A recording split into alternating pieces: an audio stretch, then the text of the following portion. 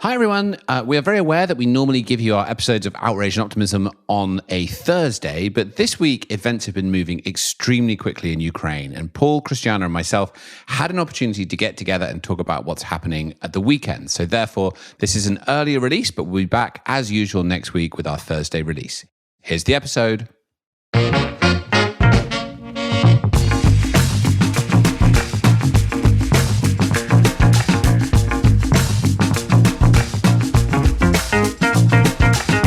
Hello and welcome to Outrage and Optimism. I'm Tom Rivik-Karnak. I'm Christiana Figueres. And I'm Paul Dickinson. This week, we dig into the unfolding events in Ukraine and ask the questions about what these terrible events will mean for the future of climate action. Thanks for being here.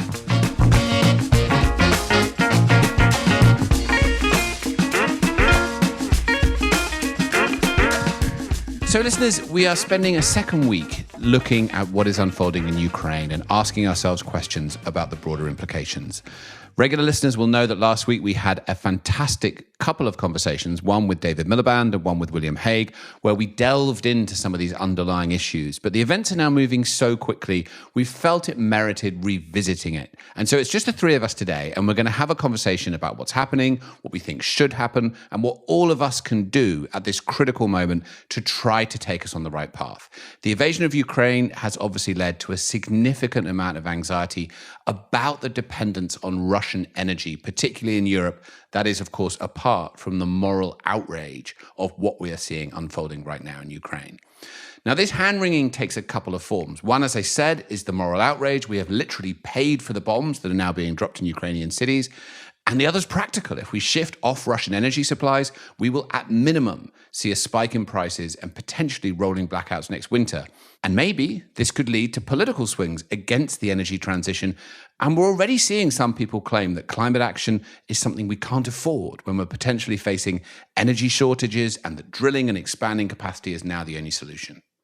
On the other hand, not to minimize the suffering in Ukraine, this could be the moment when we realize that not only do we have a strong environmental imperative to get off fossil fuels, but also an extremely compelling political argument too. So therefore, decarbonization should shift even further up our agenda. Christiana, you are so good at taking these complicated issues and finding ways to explain them with pictures or with analogies that really help people to understand. So let's kick off with you. How do you see this situation? Well, analogies, as we know, are always imperfect and incomplete because realities are so much more nuanced and intricate. But a possible analogy that we could use to understand where we are could be the following. So let's entertain the scenario that I am a patient that has been diagnosed with lung cancer caused by smoking, decades of smoking. The cancer is not yet terminal, but getting very close, and I have all kinds of medical warnings about that. In addition, on top of that, I learned that the provider of the cigarettes that I've been smoking is a terrible bully and is using the money that I pay him, in this case it is a him, for the cigarettes to do horrible things to other people, literally kill other people. So here is the question. How do I react? How do I respond? What are my choices? So one option, of course, is to decide that the problem that I'm actually facing is the bully himself, and that I need or want to continue smoking. So the solution to that problem is for me to start planting tobacco in my own backyard and to start my own little home rolling industry so that I can produce my own cigarettes. And that way, I don't have to buy from the bully. I'm not giving him my money, but I continue to smoke despite the immediate threats to my health. That is one option, and that is being put forward as an option to the Russia-Ukraine crisis by some white people. The other option that we have is to say, whoa, wait a minute. I can actually use this moment to choose to break my addiction of smoking, despite the fact that it has had me in chains for decades. I can choose to break the addiction altogether and move to healthier habits. That means I no longer pass my money to the bully. I starve the bully of his income, and I save my own life because I stop smoking and put myself into the recovery treatment that gets me to much healthier status. So that's a great analogy, and I think sets out the situation precisely. And I want to sort of be serious for a minute and express a certain degree of personal shame, for want of a better word, that I didn't really respond, in my gut to the terrible kind of use of Russian forces in Syria, cities like Aleppo being kind of laid waste. But now it's on Europe's doorstep. I've always, like many people, been very concerned about Putin's influence, but now it's kind of here. So this is super serious. It's on all our screens, and I don't want to make any lightness about this disaster for the world. But I do want to point out that a lot of people seem to be saying that we can't get ourselves off kind of, fossil fuels, and we're totally dependent upon Russian output. And I know some countries more than others, but just look at the global level. It's a globally traded commodity oil, and only 11% of total production is Russian. And by the way, friends, scientists say, and we all know this, that we need to reduce emissions 7% each year, every year, throughout this decade. So in terms of galvanizing us into action, this could be seen as a necessary prompt, and we may discover that there's a we that can do this together. So that's great. And let's devolve this down to a sort of a clear, rational argument about what we think the way forward is. And Cristiano, I love your analogy. And in that analogy, of course, the idea of planting tobacco so we can continue smoking when it's killing us, of course, is insane. And what you're describing there is the tendency in some countries to now increase domestic production so they can keep consuming. You said at the beginning that no analogy is perfect. And of course, the one there is nobody needs cigarettes, but we do need energy to a certain degree. And what we need to do is actually shift it to a cleaner source of energy. But from what we've said already, the moral case to ban, as far as we can in the West, to ban imports of Russian gas and oil is overwhelming. Indeed, the Ukrainian climate scientist who serves on the IPCC spoke out recently and specifically said that Russia is using the money the West has spent on fossil fuels against Ukraine in the war. But Europe is currently resisting the idea of a complete ban. So the moral case for a ban is clear. The economic case against a ban is clear because it would lead to a massive spike in energy prices and potentially blackouts. What's the climate case? From a climate perspective, do we think it makes sense to ban Russian sales of oil and gas into Western Europe and North America? Well, let's start by underlining that it really is our addiction to oil and gas that has paid for Russia's invasion for the Ukraine. Yeah. That is quite different to other fossil fuel related geopolitical confrontations that we've seen in the past, where there is an attack in order to protect either the provision of or the transport of fossil fuels. That's quite different. This is not about that. This is the funding that is being used for the invasion of the Ukraine is coming straight from our pockets, we who are addicted to oil and gas. To put it very clearly, increasing all the time as the price of oil goes up. Exactly. And so to put a number on it, because of the crazy price of especially oil of oil and especially gas that we have seen since last year, those skyrocketing prices have actually meant that Russia's gross domestic product last year was 7% higher than they expected because 60% of their exports are oil and gas. So, of course, they just raked it in. And that is what allows them to put what I would argue is a small fraction of that into invading Ukraine. So one really has to understand the tragedy. Thank you. It's a tragedy that we have financed this war because of our addiction. And that is, a total mea culpa. And actually, sorry to interrupt your flow, but I mean, we've also financed the Saudi strikes in Yemen by the same logic, right? And most conflicts throughout history have been based on this kind of dynamic. And then all these kind of, thoughtful people are saying, well, we're in a new kind of the great game of world powers and we've got to drill and give ourselves energy independence. And that's rubbish. It's absolute rubbish. And I ask myself this question, why do we feel so powerless? What is this great force that stopped us believing in anything, which is where I feel we are at the moment. Once again, you look at your media and you see already 2.6 million Ukrainians have had to leave everything, their homes, their country, their friends, their family, their lives, their work, and just run away across the borders to get away from the war. And why I think so many people love President Zelensky of Ukraine is because he believes in something. And by believing in him, we begin to believe in ourselves again. And that's an important kind of muscle that we've not exercised for far too long.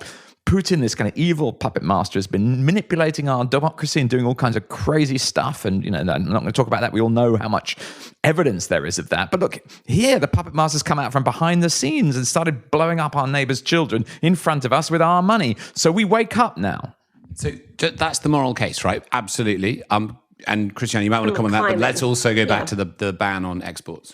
Yeah, so from a climate perspective, I think the two sides that we hear being argued fall along the acute and the chronic that we have talked about so often on this podcast. So, because so many people say, look, we have to deal with the acute problem, whatever the acute problem is. Right now, it's Russia invading Ukraine, but the acute takes on many different forms. But in this case, the immediate threat is the military invasion of Russia upon Ukraine. That is an assault on the self-determination of an independent country. It is assault on the existence and the lives of many Ukrainians, and it is an assault on human coexistence, if you see that from an international perspective. The chronic issue that we're dealing with, which is more midterm, is a threat on human existence per se, because climate change is an existential threat. So we see ourselves sort of facing two enemies here. One is an enemy that is right in front of us. That's Russia invading Ukraine. And the other is an enemy that is creeping up on us from behind because we have turned our back on it. Had we faced that enemy, we probably would be in a much better situation. But we have turned our back on the speed and scale necessary to deal with climate change. And hence, now we have an enemy in front and an enemy creeping up behind.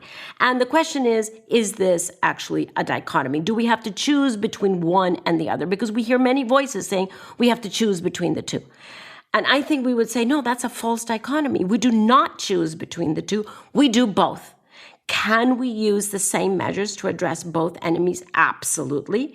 Because we can, A, decrease our energy use. And Paul, I think you have a really helpful list on how do we decrease irresponsible energy use. We can increase our energy independence. And in so doing, we can stop relying on unpredictable regimes for something that is as critical to our well-being as energy.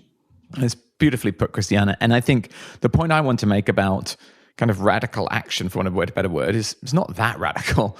And these problems are not going to last forever. So look, if we assume that our societies want to carry on, kind of with our way of life, that phrase that people who are often very critical, say, it's going to upset our way of life. Well, maybe a little bit. Maybe for a short time, maybe for 2 years or 3 years, whilst we modify our infrastructure. But embracing lifestyle change is a valuable thing to do. We spent 15% of our GDP on furlough for COVID. Millions and millions of people, hundreds of millions of people around the world staying at home, not working, paid by the government. What about a little bit of government leadership, looking at things like the Ukrainian Solidarity Energy Challenge? Let's give €1,000 to everybody who wants to insulate their household. Let's put 100% tax on fuel for all people on salaries of over $200,000 a year. Let's say no outside heaters for 2 years. Let's say total available stores of gas capacity to be put on the news every night so the country can come together, each country, and see what's happening. National car sharing initiatives, regional and national energy efficiency championships, Ukrainian winter wear, jumpers and pajamas. Let's get our fashion designers to make us more cozy in bed without using Russian gas. The home battlefront against drafty homes national bottle reuse projects. There's a lot of energy in glass. Airfares doubled for the next 2 years. Give away free heat loss detectors. You could go on and on and on.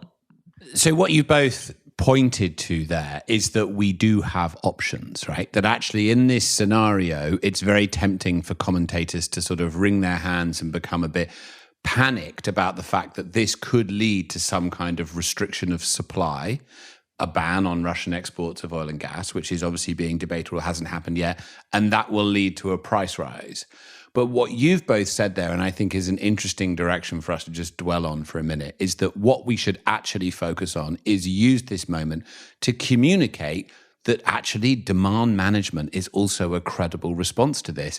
And not only the climate crisis that has been with us for a while, but we also now have the tangible example of innocent civilians being shelled as a spur to action, as you just described, Paul. I mean, I've been fascinated to see on social media these memes that are coming out with pictures of these poor victims, women and children and others, that people are accompanying with little statements like, I would use less energy for her, or I don't mind my energy bills going up to support them. That's really interesting. And actually, maybe at this moment, rather than like wringing our hands and refusing to obey the moral argument and talking about new liquid natural gas terminals in Russia and other things that we can get into, we should just say, there's going to be a couple of years of transition and we're all going to have to use a bit less while we finally put proper insulation and renewables. This is a European issue we're talking about here, all across Europe. Yeah, as long as we do both at the same time, both at the same time. It's not about only decreasing our energy for a period of time. It is about absolutely avoiding all unnecessary energy use and doubling down on the investment in clean energy generation. We have to do both at the same time.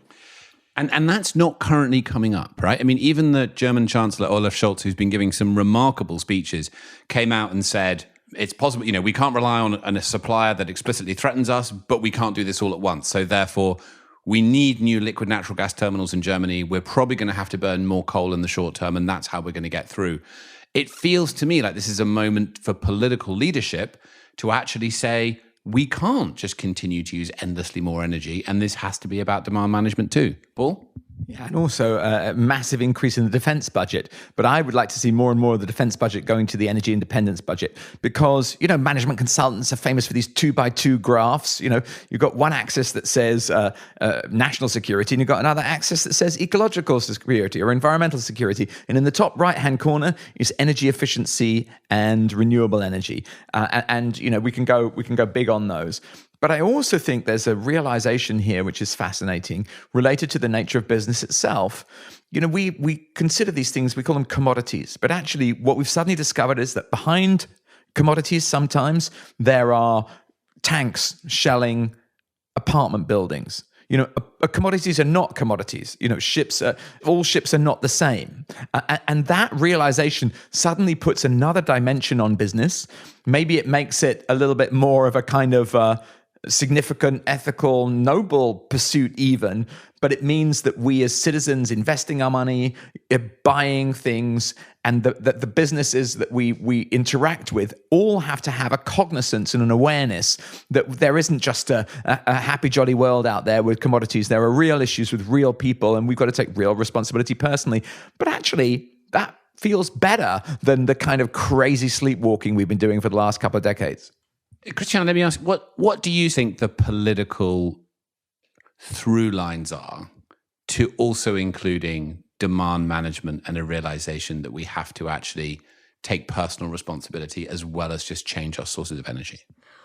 Well, what is so strange about energy efficiency and demand management is just sort of an updated and more sophisticated way of understanding energy efficiency. But for years and years and years, energy efficiency has been described as the sleeping giant in energy. It's been described as the $20 bill or, the 20-pound bill that is on the street and that we step over and we never pick it up. And it is such a mystery, right? It's also been called the negawatt, the wattage that we do not use.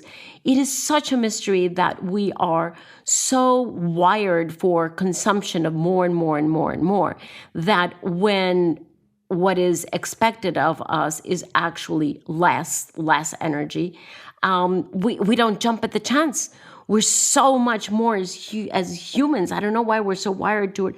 More this, more that. And when we say, well, actually, we could have the same or almost the same well-being status and implement all of Paul's list, why are we not jumping at that? Why do we allow that degree of irresponsibility?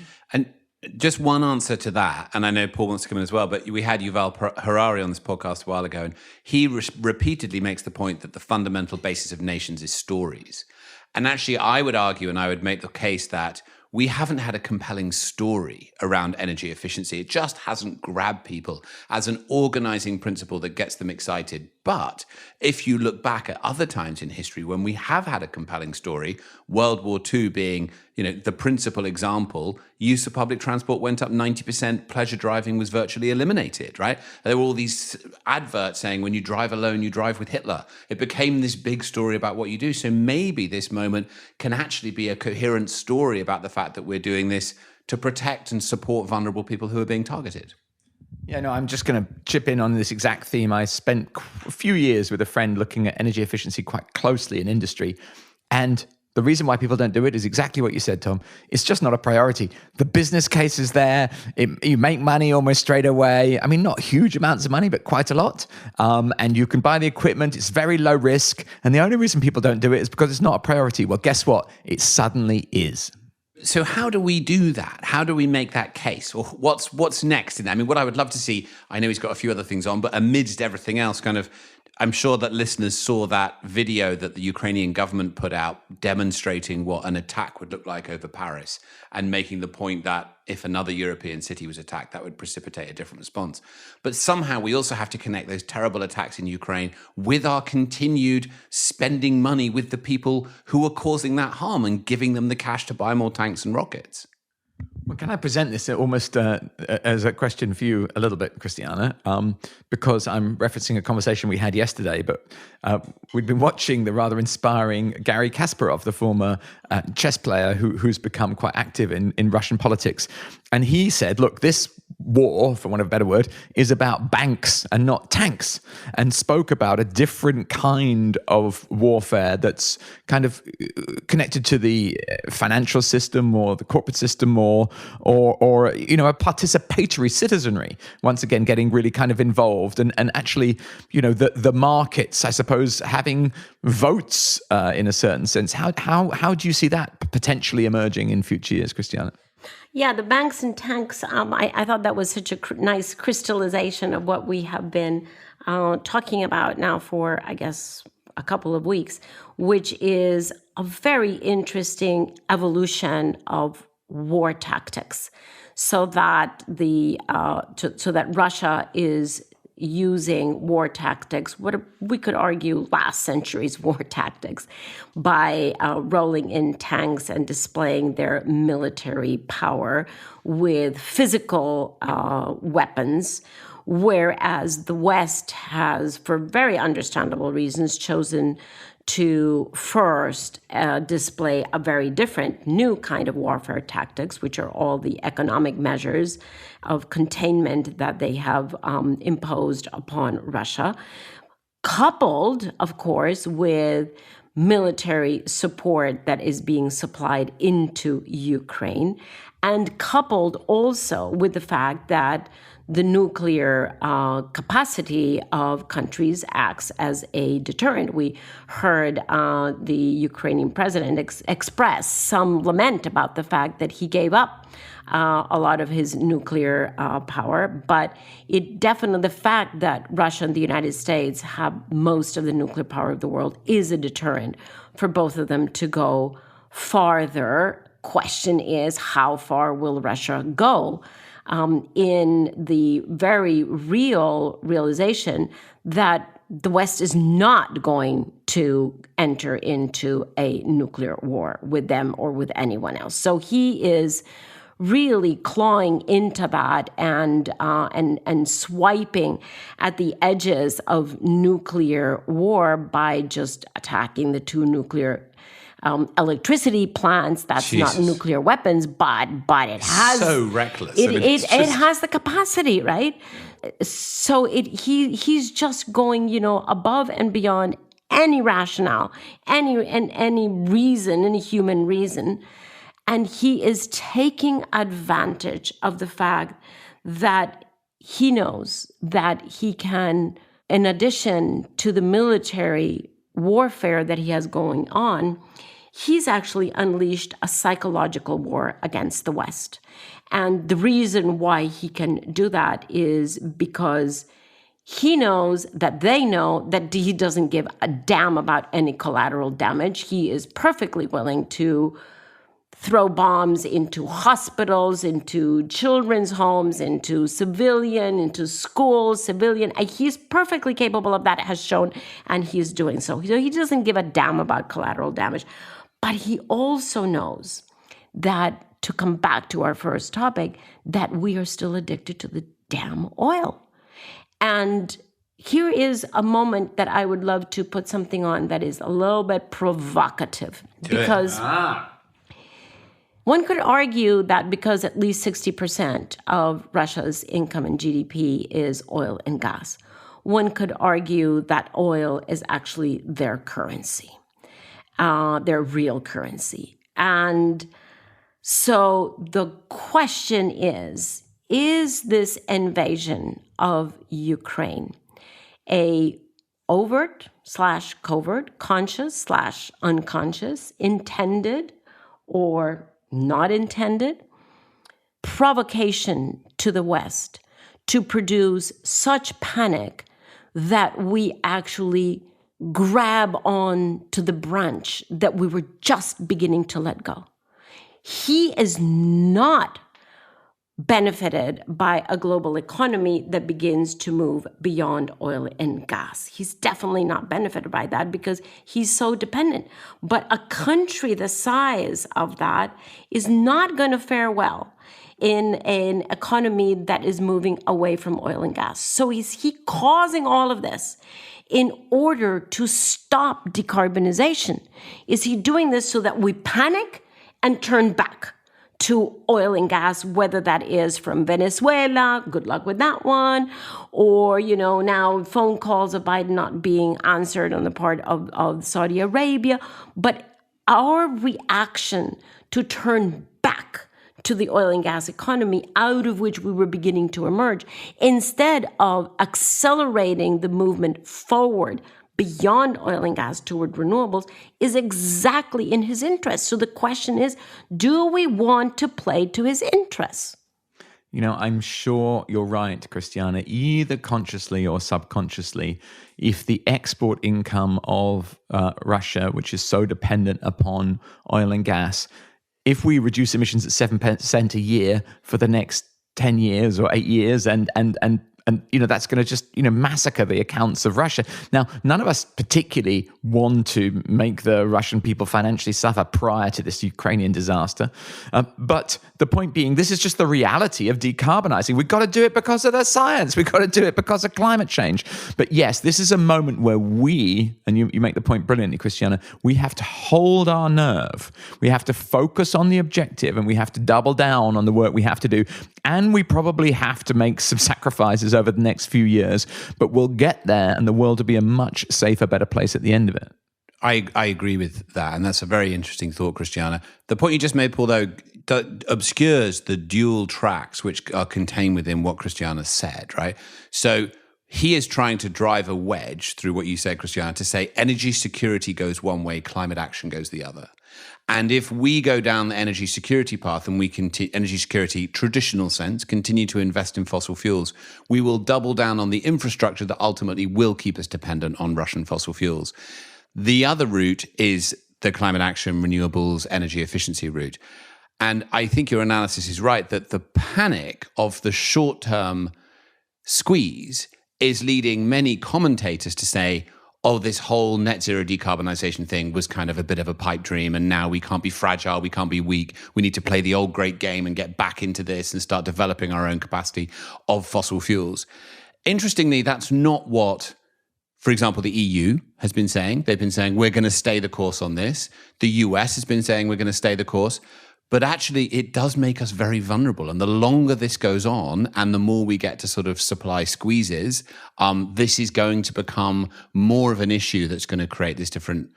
We need to make the case that this transition overall away from fossil fuels gets us off the supply of cigarettes that was going to give us lung cancer anyway. Has given us lung cancer. So we need to see this not as a choice, but as a sort of dilemma that we need to bring together the two different elements, because energy security is a real worry and politicians are right to be worried about it. But a combination of doubling down on renewables, quick transition, is the only way that you can genuinely move through the issue. But everything that's happening at the moment is increasing the business case for drilling more fossil fuels outside of Russia, and it's increasing the business case for more renewables and energy efficiency. So they're both business cases are improving. So all we've got to do is make the right choice. And I want to just put a bit of context on here, and I'd welcome your views, Christiana. How important really is Russia economically? It's about the same size as Texas. In the great scheme of things, it's not necessarily that important, but it is in close alliance with the giant great nation of China. And to some degree, how we respond to this may impact how China develops. There is a new kind of economic iron curtain falling that's dividing, call it the West from Russia. But which side of that curtain is China going to be on? And I think that we have a competition to show that with our technology, with our free markets, we can build a better society, and one that China wants to be closer to our way of doing things rather than blowing up apartment blocks full of civilians. Well, yes, but not quite that easy to get to that because China is Russia's biggest customer on crude oil. And not only do Russian pipelines flow into China via the Eastern Siberia Pacific Ocean pipeline, but actually just a few days before the invasion, clearly not a coincidence, just a few days before the invasion, Russia and China agreed to build a new gas pipeline linking the two countries directly. So you can tell that they're both, Russia is looking out for its biggest customer, and China is looking out for its biggest supplier. And they are basically aligning their interests there, which is why we haven't seen China come out against the Russian invasion of the Ukraine, in addition to the fact that whatever happens to the Ukraine via the Russian hand could begin to open up a door to whatever happens to Taiwan, or in fact even to Hong Kong via the Chinese hand. And so it now we're talking big games, right? Yeah. Big games. And so, do we have a world that will divide into those two giants over there and the rest? That would be a tragedy to have to do that. The option, of course, is for China, as you intimated, Paul, to realize where are its interests, long-term interests. Again, here we go, short and long-term. Where are they best served? Because they do have very, very ambitious electric vehicle aspirations. They are the largest investor into wind technology, into solar, into charging. And they do require nickel, copper, aluminum, all of these things that Russia also exports to them. So, could they? I don't know how much that is wishful thinking. Could they, over time, question then is over how much time, can they actually move their trade with Russia to support the economy of the future as opposed to the economy of the past? It's a very sobering issue that you raise, Christiana, and I think that the reality is that if you did see a sort of a bipolar world that goes back to the Cold War, it's actually not entirely clear that Russia and China would be on their own, right? There's large parts of the rest of the world. If you think about Chinese expansionism in Africa and other different places where they've been investing in infrastructure, you might find a far greater proportion of the world goes on that side of the ledger compared to the one we instinctively think about in the West. And of course, the point that's implied in your comments, but you didn't say explicitly, is that's still a world that has to collaborate on climate change. Yeah. So the issue there, if you end up with a bipolar world, which is different to the previous Cold War, that world needed to collaborate on disarming nuclear weapons. But this is a much more complicated decoupling. And you might well find that with that level of antagonism, the opportunity to deal with a shared global issue just evaporates. Yeah, that's possible. But, on the bright side, on the positive side, because somebody ought to be positive about the fact that we're at a moment where they really could, I've been much more scared by us all being asleep on this, frankly. When I see big old industrialized society not really reducing emissions at all and everyone saying, well, nothing's changing, that scares me completely witless. I think this is a moment where you could see, if you go back to your Cold War analogy, actually the free market democracies behave better, frankly, between the end of the Second World War and 1990 than they did subsequently. And that's because they had an occasion to rise to. There was a need for our society to show it was a better society, not by propaganda, but by actually being a better society with more equity, more opportunity, and more freedom. And there's no way that Russia and China are going to compete on freedom. So there's a real opportunity for us to have those positive images that we take forward and that will help resolve this, not in some negative conflict. That is the saddest happy story I've ever heard, Paul, because what you're basically saying there is that those countries can only behave well and become their better selves when they've got someone as an enemy. So, you might be right. People said when the Berlin Wall fell down, the other side of Germany hadn't got anyone to look at and say, I'm kind of better anymore. And then we all got completely lost. Okay, so this has been a fascinating conversation about this issue. Don't worry, I will go back to you. This has been a fascinating conversation about the issues that we're currently facing in Ukraine and that really are just going to spread around the world and affect all of us. We are in a different world now to the one we were in 2 weeks ago, that not only as a result of the devastating effects that this war is having on the Ukrainian people and the specter of nuclear war that affects obviously far more of us, but also the fact that in the context of this changing geopolitical landscape, we have to work out urgently how we respond and continue to deal with climate change. And that's highly complex. And that's why you see these divergent narratives that are emerging from foreign policy thinkers, geopolitical thinkers. It's different to Europe, to North America. We'll keep delving into this issue in the coming weeks, but I'm curious to know from both of you, any closing thoughts or other things we haven't gotten to yet? So look, this is a time of great challenge for the world, and it's a time for great leadership. And I would actually like to quote President Zelensky, who said something very powerful when he became president. He said, we're going to build the country of opportunities. And for that, I'm paraphrasing, we need people in power who will serve the people. And then he said, this is why I really do not want my pictures in your offices. For the president is not an icon, an idol, or a portrait. Hang your kids' photos instead, and look at them each time you're making a decision. That's leadership in the 21st century.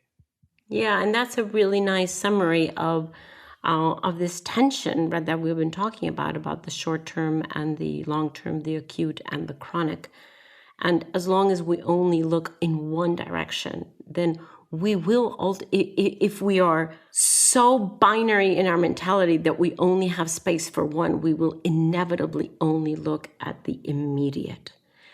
And that is why it's so important to not deny the immediate, to certainly stand up to those challenges, but also bring them in with the longer term and the chronic issues.